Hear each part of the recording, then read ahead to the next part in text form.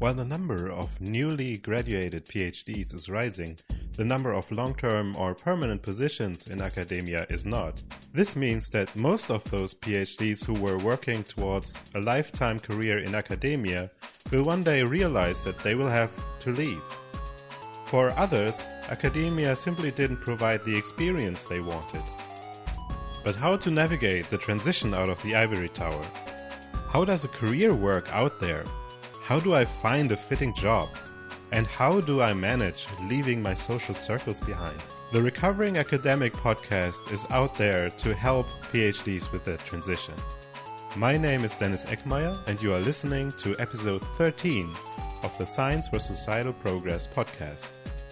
But before we continue, let me remind you that Science for Progress needs your support. And the best way to support us is to become a patron on Patreon. You decide your member's fee and level of engagement yourself, and there are perks. For example, the whole uncut conversation of this episode is available for members directly on Patreon. Check it out on www.patreon.com/sci4progress. Hello, everybody. Welcome to the Recovering Academic podcast. Today we are doing something different. We are here with Ian and Amanda, as always. But this is Clady introducing another version of this episode that is available on the Recovering Academic podcast. I visited Clady, Amanda, and Ian for a crossover. The motto of the Recovering Academic podcast is, "There is sunshine outside the Ivory Tower." And they must know, they all left academia since 2015. I really liked the bench. I like to do my experiments. I had to do some experiments in the dark as well, but mine were with like a red light, so it wasn't not that bad. Yeah, the red lights didn't help for me. That didn't do it. Yeah, but I had a love for research and I really liked what I was doing, but it got to a point I was here in the US and I did my PhD in Brazil. So all the fellowships and the things that I won, they didn't count. I would put them on my CV, but people would not understand them. So they were not valuable. And then my CV was also a big gap on fellowships. And also when I moved to the US, I was in a lab that had 2 R01s. So for those who are not from NIH base, R01 is like the big 5-year multi-million-dollar research. So, and that lasts for like 4 or 5 years. So our lab had, 5 people, 6 people, and we had 2 of those grants. So, I mean, there was a lot of money. Yeah. So I didn't apply for anything. I didn't because I didn't have to. And no one told me that I needed to apply for my CV. So once time passed and then I started to apply, they were like, okay, you don't have anything on your CV. Why we should fund you, you know? And then it comes into like a roller coaster of like, okay, you don't have, we won't give you because you don't have, but if I don't have, I won't get anything, you know? Yeah, it's a catch-22. Yes, exactly. It's like, I like my PhD, okay. This is Ian speaking. Like, I always intended to be a scientist, and so, like, my PhD was okay. Like, it's like, oh, yeah, I went to a good school at Washington University in St. Louis, studied plant developmental biology, but it was a hard, isolating experience, but I did it, and it was fine, and I got to do some interesting things. Like I was, for part of that time, in charge of inviting seminar speakers. Like students, like the grad students as a group, we'd get together and nominate speakers. Like, hey, we can invite a speaker, and I would be in charge of handling some of the logistics and invitations and doing that kind of stuff. Which is fun. And then I got a postdoc and did that for way too long, I feel. Like, because again, like there's always this sense of just isolation, and I didn't feel a sense of growth anymore. And like spent many hours in a dark microscope room with laser beams, as well as some experiments like using a green safety light. Plants don't really see green light very well, and so you can use green light as illumination, so you can see what you're doing a little bit in a dark room to harvest your dark grown seedlings. And I spent many hours doing stuff like that, like growing plants in there, growing Arabidopsis in its quote-unquote natural environment of a petri dish. And, like, it's just, like, at the end, it's like, I'm not growing here anymore. Like, I got my one big paper out of my postdoc, and that was good. I started writing about science, and, like, I just like, I like exploring the ideas more than actually doing them myself, I think. I still didn't have a good idea of, like, what I would do out beyond academia besides, like, try to make it as a science writer, which I think still would be my long-term goal. But through Twitter and networking, like, I found my job as a virtual lab manager at Happy Labs, where I work now. And I'm continuing to do, like, my writing and editing as I can on the side, because I do enjoy that. And, like, I'm still, like, my science advocacy comes in the form of, like, I'm an editor for the National Postdoc Association's newsletter here in the United States. And so, like, we put out an issue every month and email it to the 30,000 people or so who are subscribed to that list, whatever that number is. So that's my story in a nutshell. I didn't spend hardly any time in the dark. And this is Amanda. I spent a lot of time. Most of my time was spent underneath fluorescent lights. However, the lab that I was in for my postdoc had 0 windows and was in the interior of a building. So, yes, I did have that. And for me, it was just a realization that I didn't really enjoy doing bench work anymore, and that I didn't really want to have the whole PI thing where you move away from doing bench work and then you deal a lot more with, like, administrative and paperwork and stuff. And it became a lot more of this, I don't know, like, political sort of administrative thing. And what I really liked doing was, found that I liked doing was I liked editing work. Like, I like being involved at the beginning stages when people are kind of like how Ian is. Like, he likes exploring the ideas more than actually doing the work. Or at least I think that's what you said. Like, I like being at the beginning stages when people are planning out a project because everybody's really excited about it. And then I like being at the end because everybody's really happy that it's over. But the middle part, where it's this long slog of things not working, where you could have just stayed in bed all day and at the end of the day had the same exact results because nothing worked, really got to me. So, after doing my postdoc, I decided that I would do some editing work because I had gotten a position with Bite Size Bio to edit for them. And then I had faculty members who were like, hey, you can write, you can edit this stuff, and I'll pay you money. So that was kind of a relief at that point. So that's kind of how I transitioned out. Yeah, I feel like the 4 of us, She's including me, have kind of like the feeling of relief after we were done, and there's always like the transition period, like getting there, or getting to the point where you say, okay, I am done with this, I'm going to finally take the leap and leave academia. But that's the transition. But then after you decide it and you go there and do it, it kind of like feels good. Mm-hmm. But is it all peachy? No. There's a reason why recovering academic exists. So, right after I started my transition, which was summer of 2016? Yeah. Something right. like that. Yeah, so, like, I was feeling a little lost because I had just, quit my job and started working for myself and for Bite Size Bio. And I was kind of like, I felt like I was on my own because everybody who I was friends with on Twitter was still in academia. Or not everybody, but a lot of people were. And just kind of felt like I had lost my tribe.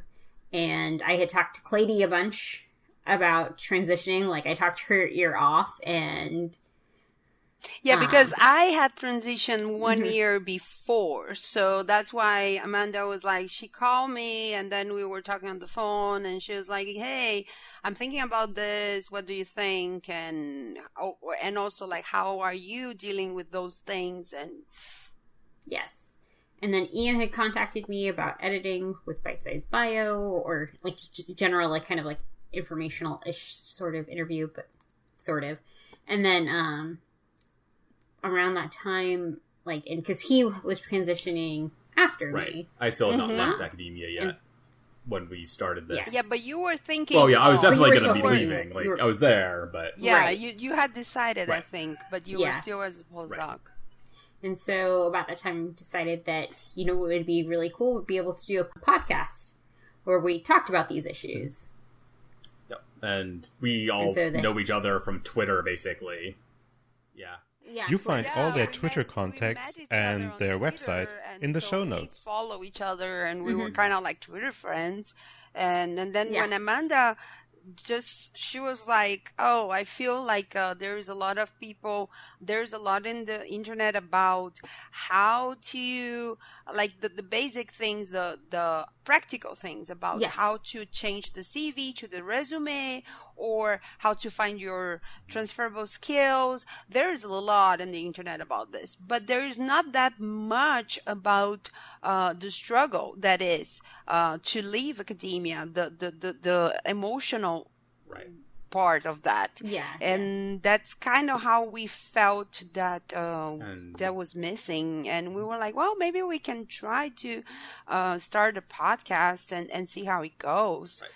And it actually was very successful, more than Yeah. yeah. We thought it would. Yeah, like I expected maybe, I figured my parents would probably download an episode. Maybe a couple of friends would. Yeah, and I mean, the other part of that, too, I think, is one, it's working to create a community of people who are transitioning out of academia, because that's normal, and I don't know how much we all connect with Yes. each other. But there's also, all the practical advice that's out there that is generally really solid advice, right? Here's networking that works, and here's CVs and resumes that work, and, there's a lot of that out there, but, it's really hard to necessarily, okay, does that fit my situation exactly? And how do you apply this? And how does it feel to even start doing that work to get to oh yeah, I'm an excellent networker, or I'm great Yes. at resumes. Mm-hmm. Because I'm still sort of at the point where it's a resume. It's sort of the best BS version of you're putting out to the world for that specific job, right? And I'm it's again, maybe this is cynicism and elitism attitude from academia of just saying oh, is it marketing? Then it's lying. But I think we're there for that too, just to how do we apply this advice, and how does that work in practice, and how messy that actually is, even though, like I said, the advice is great a lot of the time, and we do that here too sometimes, but give advice, but applying it's hard. It doesn't fit perfectly, and we're here to say yeah, that's okay. Yeah, and the other thing is that usually when you're leaving academia, when you're in this transition and you don't know, you're not happy, but you don't know what to do, usually you are in this academia bubble. So you are in academia still, and then you're surrounded by your PIs, by other postdocs, other graduate students, and maybe they don't want to be outside academia. They like it. And then you feel like you're the only person in the world that has those feelings, and you're all by yourself, and you don't have anybody to talk to. And that's one of the things that I heard most about our listeners. They're like, oh, it's so good to listen, to see that there's other people that think the same as I am, that feel the same as I am. And I feel like this is the main reason why we got a lot of followers, and people keep listening to our podcast, because they identify to what we're talking in a way, I must say, I listened to the episode that Ian talked about, or you probably had several episodes about it, networking, and I very much related with the problem of what is networking really, and is it really that big of a thing, or is it just, showing up, and then if you see somebody interesting, saying hello and try to have a conversation, and then not forgetting about that person, you write down their address, and if, I don't know, connect on LinkedIn or something. And actually part of why I do my podcast is in order to connect It's part of my way to do networking. As a fellow podcaster, of course, I was interested in learning how Recovering Academic found its audience. We started doing Twitter, and I guess that that was how we got it started, and basically from word to mouth. But what really picked up was after we published the piece on Science Magazine. That was about a year ago. So we published that piece, and then after that piece, then we got a huge. I think that our number of downloads doubled in a month. It was huge. And so this was what happened to us. And I don't know how you could, there's so many podcasts out there now. It's now it's, I have a podcast is the new, I had a blog that it was 10 years ago. It seems that everybody has a podcast, and and it's so hard to find the time to listen to everything that you want. So it's tough. After more than 2 years and some success finding a wider audience, I wanted to know which episodes they enjoyed themselves the most. Except this one. I was going to say, this one's my favorite so far. I think I really like our pilot. That's one of the ones that I've really enjoyed, and I've listened to that one again. Despite the sound having been so bad? The sound's not so bad, but I really liked, it was a good introduction to our entire podcast, so I liked it.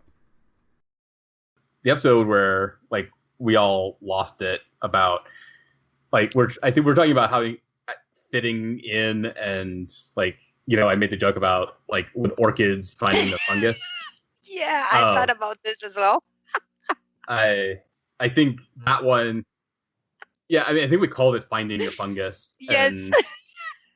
And, anyway, it was, we were talking about finding your right career match in a new job. And I think that was a good episode, very relevant to everybody. And so that's my favorite episode. All of our episodes, we just open Skype, we choose a topic, and we talk, and that's it. So it's usually a lot of fun, It's kind of even it's our time that it's almost as we were sit down in a bar, having a drink and just discussing science, and we're recording. So all of them are kind of a different type of fun. But I also thought about this finding your fungus was the one that at least we were it was so funny. We Ian will keep talking about how each orchid has his own fungus, and you have to find your fungus. And me and Amanda, we couldn't talk because we were laughing so much that it was so. Because just for people who don't know, orchid seeds are minimal, tiny dust specks, and they produce millions of them, but only a very few will land in the right spot and find the right symbiotic relationship with the right fungus to actually bloom and grow, because orchids have to have a fungus to actually thrive. And it's crazier when you think about orchids. Most orchids are epiphytes; they grow on other plants even.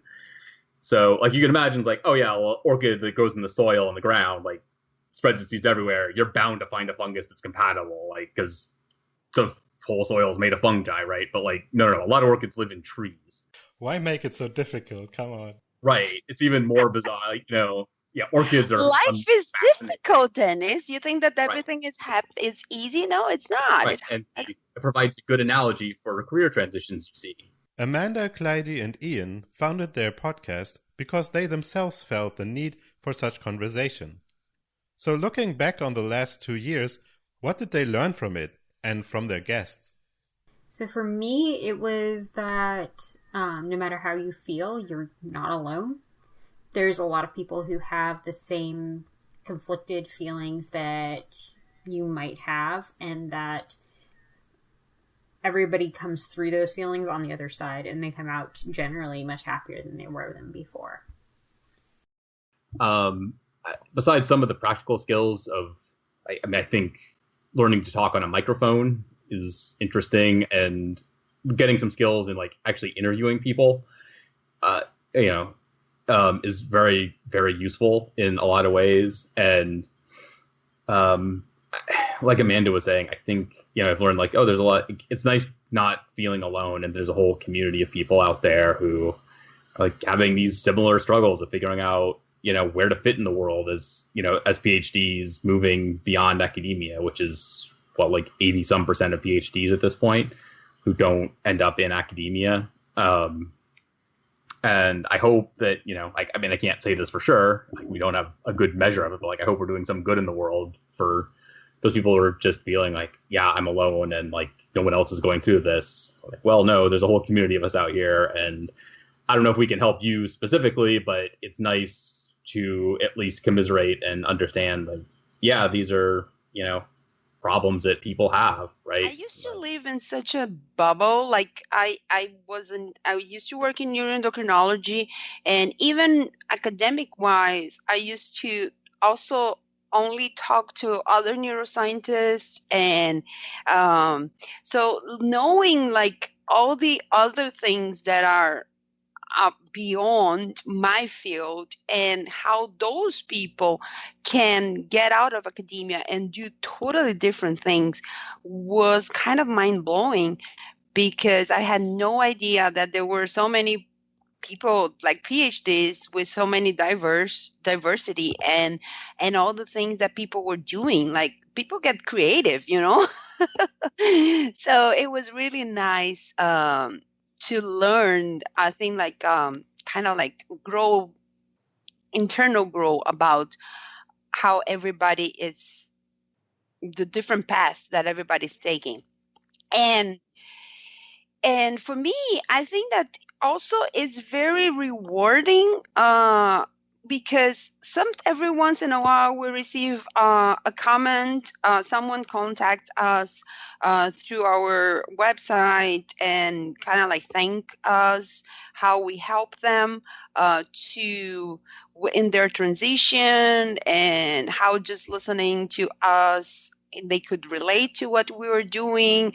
And every time, like when I am at Banther. Clady is referring to the Neurobanter, a party organized by neuroscientists who met on Twitter, and it takes place during the conference of the Society for Neuroscience, the largest neuroscience conference. And I've met a lot of people. Sometimes people come to me and say, hey, I listened to your podcast and it's so nice. And you kind of feel important and famous for a little bit. But I feel like it's very rewarding to feel like you are doing something that is appreciated and it's helping people out there. So that's one thing. Of course, we also talked about Science for Progress. I explained that my goal is to have a lay audience interested in academia. Yeah, so part of it is trying to give them the tools to deal with the situation and to understand why we talk the way we talk, why it all kind of sounds like we are not certain, and why we would change our minds on things. And that's just part of being a scientist, that you change your mind if there's new evidence. But what people need to understand is that still the mainstream science opinion is usually a pretty sound one based on evidence, and there's usually few alternatives out there that would have any merit compared to the scientific opinion. Right, and whether the picture is complete or not, because some of the things, it's, we've had 150 years of like building that up, right, from, like thinking about things like evolution and climate change, like scientists have been on top of that, and studying that for over, for hundreds of years now, and it's like, yeah, we've got a pretty solid idea of what's going on, even if there are still questions about how it works. Right, it's like, in general, this is the picture, like, and it's a pretty clear one as far as we know, right? Because there's a lot of things. Yeah, but still, even like this, there are some like data from like 150 years ago. It was not climate change, for instance, the way that people would measure things, the instruments were different from the ones that we have now, so it's hard to compare. And a lot of it's a lot of that. Even if we've been studying for a long time, it's tough to get into. Okay, that's why there's so much non-consensus about like what is climate change, like that is happening, yes, but like in absolute numbers, we cannot say, it's impossible. Right. But at the same time, I'm also thinking just the idea that 150 years ago, there was somebody, I forget who they were, but somebody was like, hey, Industrial Revolution, we're dumping a lot of stuff into the atmosphere. I wonder if that could change things, and especially with the carbon dioxide, if that's going to heat up the Earth. Like, that was 150 years ago. Like, just that idea was put out there, and scientists have since confirmed that pretty well, right? Again, there's another thing about academia that you might cover on your podcast, Ennis, is things like, oh, well, so scientists, easy research grants to get, like, the fact that you had, like, a grant specialist, right, on, and, like, Amanda is the grant editor, right, in part. Like, these things are not easy to get or produce. The ideas don't come easily for, like, what's worth, like, putting in. And it's always hard to make the case for foundational science, right? Just because you always have to make the case in retrospect, right? It's always like, no, 20 years ago, a scientist had this idea in their lab and got a research grant to study it, and now it's everywhere in business and being applied into the real world. Right? It's always looking back. It's like, oh, we have GPS because Albert Einstein figured out relativity. Right? Like, like this was like not a practical discovery at the time. It's like, hey, here's how the universe seems to work.